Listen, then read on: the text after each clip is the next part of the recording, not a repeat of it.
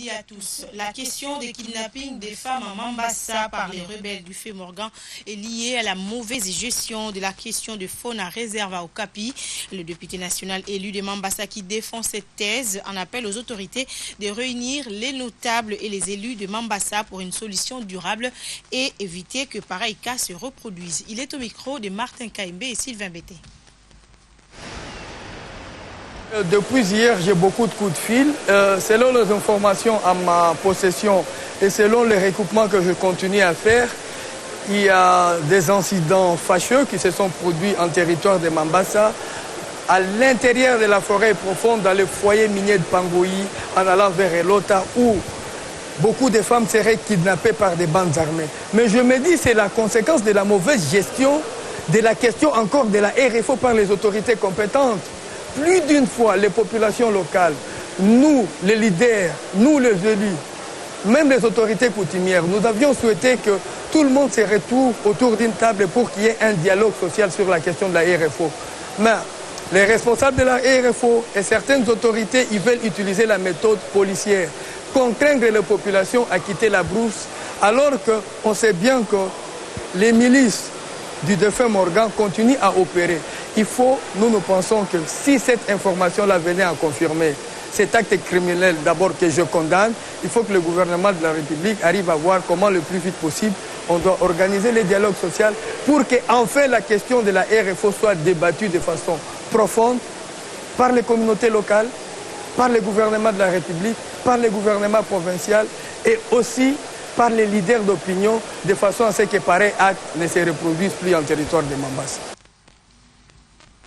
Et le président de la Commission électorale nationale indépendante, Abbé Apollinaire Malou s'est entretenu lundi avec le chef de la délégation de l'Union européenne, Jean Dumont. Au cours de cet entretien, le chef de la délégation de l'Union européenne à RDC a profité de cette occasion pour remettre au président de la CENI le rapport d'observation de la mission de suivi de l'Union européenne sur les élections de 2011. Suivez. Président, vous allez-vous?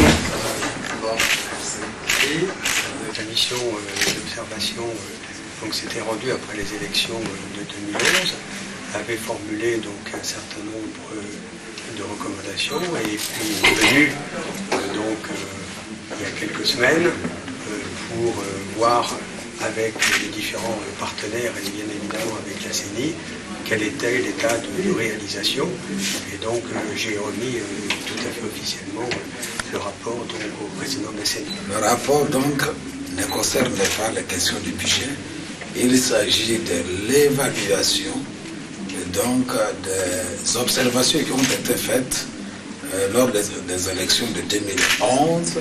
Il y a une mission de suivi qui a fait son travail d'évaluation et ce rapport-là, nous allons l'exploiter pour voir où est-ce que nous en sommes d'après la mission d'observation. Nous avons beaucoup de partenaires qui, avec le gouvernement et la CENI, sont membres du comité de partenariat. C'est dans le cadre de ce comité de partenariat qu'on partage des informations sur les niveaux de financement du processus électoral et les appuis multiformes qui peuvent être donnés. Et à ce qui concerne l'appui financier, les partenaires étaient clairs. Ils voulaient d'abord qu'il y ait un calendrier global de l'ensemble du processus électoral pour voir quelle peut être leur contribution.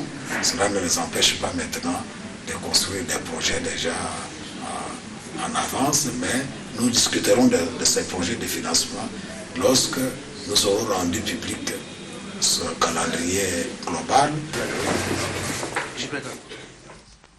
Et en bref, la 9e édition du Salon B2B a ouvert ses portes ce mardi à Kinshasa.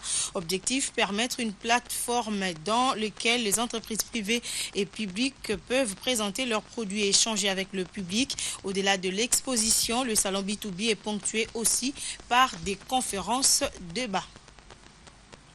Et parlant sport, la République démocratique du Congo jouera ce mercredi 15 octobre son match de la 4e journée des éliminatoires de la CAN 2015 à Abidjan face à la Côte d'Ivoire. Battus à Kinshasa, les Léopards doivent s'imposer s'ils tiennent à aller au Maroc l'an prochain. Arriveront-ils devant les éléphants qui court derrière un deuxième titre continental depuis plusieurs années. Patrick Issobonge-Sebokuma a essayé de répondre à cette question. Suivez. Après avoir manqué le coach à Kinshasa samedi dernier, les Léopards de la RDC vont tenter de se racheter. Cette fois, ça sera à Abidjan. Face aux éléphants, les poulains de Florent Ibenge sont appelés à mouiller leur maillot s'ils veulent continuer à espérer se qualifier pour Maroc 2015. Une chose est sûre, c'est que les éléphants joueront à domicile ce match de la 4e journée.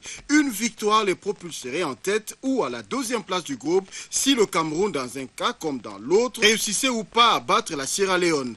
Ici, on peut penser que la RDC a un coup à jouer.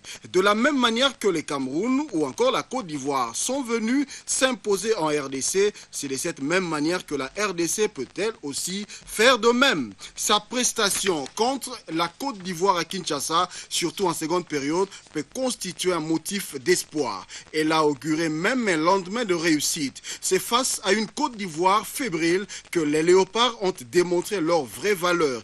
Des joueurs comme Mabouati, Bokila, Bolassi et tant d'autres peuvent créer un déclic qui changerait tout.